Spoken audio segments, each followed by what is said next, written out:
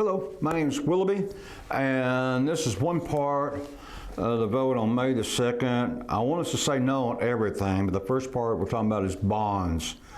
Why I believe we should vote no on the bonds completely. A bond is nothing but a loan with interest. And so what we're doing is we're taking a loan out to pay for streets and sidewalks that just deteriorate. They don't put money back out, they just deteriorate. And this bond money we're paying for with interest is costing us more. And we're paying it back with tax dollars that weren't enough in the beginning to pay for it on its own. So if you do the math, it doesn't add up, but what does add up is why we have 5 bonds. What we do as soon as we pay one, they're 20 years long with interest, and when we pay one off, we get another one right away. So every 4 years we get another bond, which keeps us at 5 bonds we're paying on at $180 million. It's like having a credit card and having it stayed maxed out all the time, and that's not responsible for our city. It's not necessary to have this bond money. And here's what part of the bond money goes to. Golf courses. This will be over $25 million in golf courses that are losing money. The arts. There's other ways to raise money for the arts without borrowing money and paying it back with interest. It's not responsible spending whatsoever.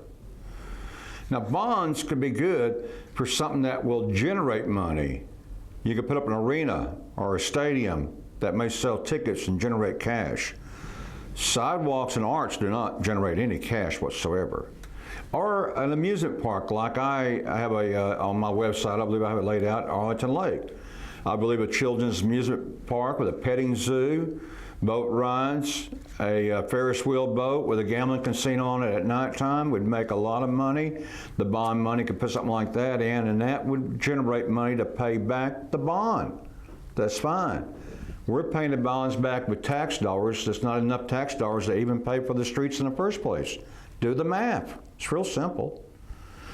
Another thing for bonds, if we had responsible people in, or educated people in, we wouldn't have these toll roads out here owned by private organizations making money.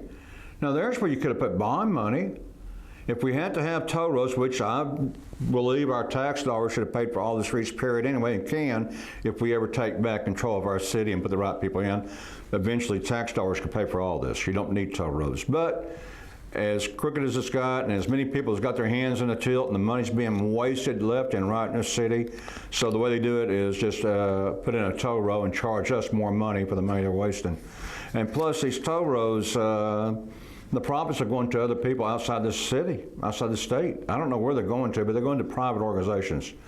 If we would took the bond money, instead of letting these other companies come in and put these toll roads in, and put in a toll road with the bond money, it would generate money to pay back the bond. And then once the bond was paid off in 20 years, we could move the toll road sticker and not have none. See, Highway 30 used to be a toll road from Fort Worth down to downtown. We got around Brentwood Stair somewhere, and I remember throwing the dime in a little bucket, and it was a toll road. To get downtown on 30, to use the Highway 30, you had to pay a toll. That was really acceptable back then. The city probably didn't have the money to put this in, and that was a way to do it, a clever way to do it, by charging toll and getting more benefits for us. So, but once the toll road was paid off, now, granted, some people had to step up the bat and yell about it, because it just kept on going and going and going. So we had to take care of it. It's our responsibility when something's paid off. We have to step up, bring attention, and take care of it. It's our job. Well, once it was paid off, they removed the toll bus. Well, there's no toll going downtown at 30. Now, I don't know what money now. I guess bond money's fixing the highway now or whatever. But nevertheless, that's what bond money could have been used for and should have been used for. Maybe something like toll roads. That would have made a profit. That probably brought in a profit to the city. Not golf courses. Golf courses have lost money, or losing money, and we're all paying just to satisfy a handful of people. That's it. So I'd say vote no on the bonds.